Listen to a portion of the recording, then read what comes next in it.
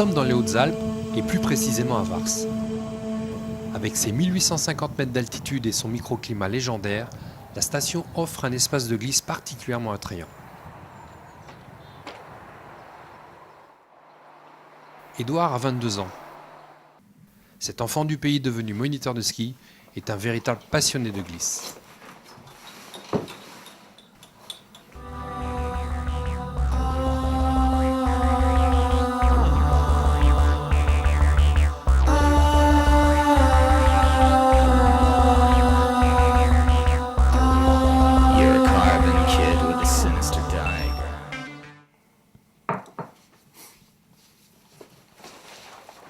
Les conditions climatiques annoncent une très belle journée. Plutôt que de se rendre à l'école de ski, Édouard s'équipe, vérifie son matériel et part s'adonner à sa passion, le ski freeride.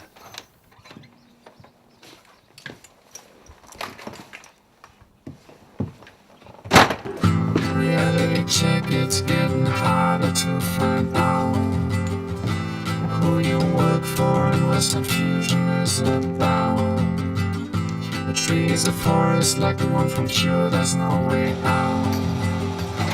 Out of the green, into the black, there's no fucking doubt. Beware of the matrix, and people want hard inside. Jump off the train, there's still a long way to ride. Pour moi, le freeride, c'est une pratique du ski totalement différente du ski de piste traditionnel. Donc déjà, on se retrouve sur une face ou sur un couloir ou sur une pente de neige vierge.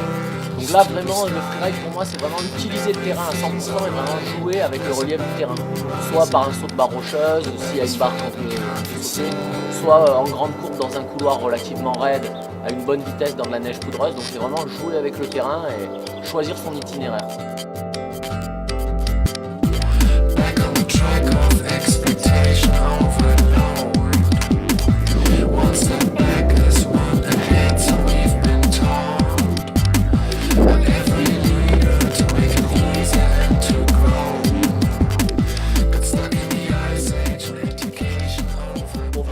Choisir une bonne ligne, un bon itinéraire, on essaye de se prendre des points précis sur la montagne, facile à repérer d'en haut ou d'en bas. Par exemple, une barre rocheuse avec deux arbres, on sait qu'il faut passer à droite.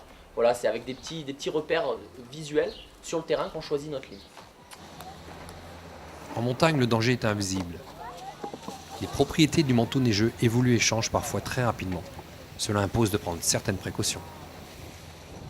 Vraiment, la sécurité, ça passe avant tout, parce que l'élément, la montagne, c'est hors piste, donc il faut vraiment être prudent. Donc principalement, nous on a un service de météo spécialisé pour tout ce qui est neige, tout ce qui est vraiment bulletin des montagnes. Donc on se renseigne déjà sur ça, sur l'évolution du manteau neigeux, savoir la stabilité du manteau neigeux. Ensuite, nous dès qu'on part, donc on prévient les pisteurs, on prévient l'endroit et le secteur où on va aller. Comme ça on a toujours un visu des pisteurs et du service des pistes de la station. Ah non, en haut ça sera dur, c'est sûr. Hein. C'est ça, ouais. Ça, je pense que là-haut ça restera dur. Hein. Le coup de ski, il y a tout qui part. Vers le départ, vers le début des valises, à 40, 39, 38. Mais nous qui connaissons le secteur, qui connaissons le spot, on a toujours un œil sur les gars pour voir un petit peu s'il n'y aurait pas de problème. Et puis même pour leur donner un conseil au niveau de l'itinéraire qu'ils choisissent, parce que nous on connaît bien la montagne, on connaît bien ce secteur. Par exemple, ce matin, on a eu une petite anecdote, donc on est parti skier. On avait vu deux riders qui montaient, donc qui avaient pris le même itinéraire que nous pour sortir sur un couloir un petit peu plus loin. Nous, on est monté, le temps de monter, se préparer, personne ne les avait vus descendre. Donc moi, je suis passé derrière la crête et j'avais vu une grosse coulée. Donc par sécurité, j'ai quand même prévenu le service des pistes pour voir ce qu'il en était. Et puis apparemment, donc, les traces des deux skieurs ont traversé la coulée, mais ça devait être une coulée qui est partie il y a 1 ou 2 jours. Mais on essaye quand même d'être vigilant pour qu'il n'y ait pas de problème. Jump off the train, there's still a long way to ride.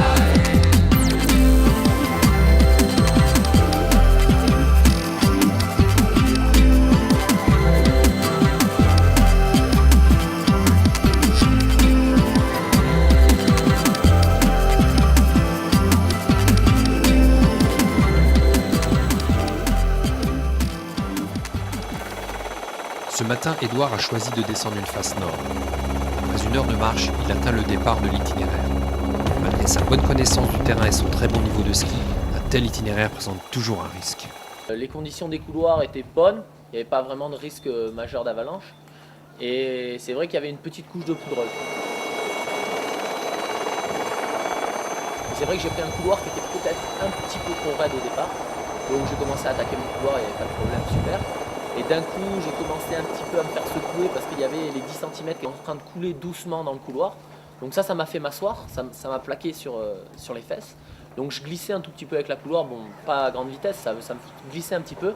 Et puis à un moment j'ai voulu mettre un appui un petit peu marqué pour sortir justement de cette petite boulotte de neige qui était en train de couler et je ne pouvais pas profiter justement du run. Et en mettant un appui, ça m'a fait déchausser un ski.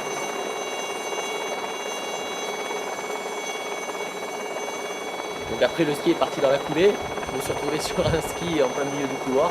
Bon ben j'ai descendu comme j'ai pu pour aller récupérer mon ski. Et puis la fin du run était nettement plus cool. One step back is one ahead, so we've been told by every leader to make it easier and to grow. Got stuck in the ice age, education overboard. Et puis aussi une sensation que j'aime bien, c'est ce qui me fait un peu, qui me plaît bien, c'est aussi de certains moments des petites poussées d'adrénaline quoi. Lorsqu'on arrive en haut des rochers pour sauter ou quoi, on a la petite boule qui monte et ça c'est super sympa quoi. Et puis aussi, souvent quand on arrive en haut du run, j'arrive en haut de mon run, quoi. J'ai mon casque, j'ai mon masque, je mets mon masque sur les yeux. Et puis là, j'ai entre guillemets, le temps s'arrête, quoi. C'est vraiment, je suis concentré sur ce que je vais faire. J'ai plus aucun autre souci et c'est vraiment ce que je vais faire au moment, pendant les 3-4 minutes qui vont suivre.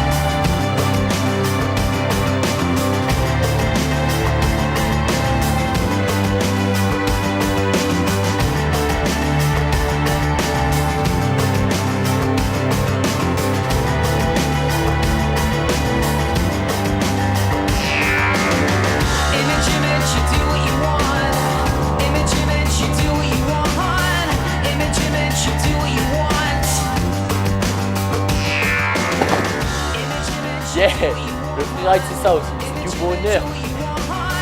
Image, you do what you want.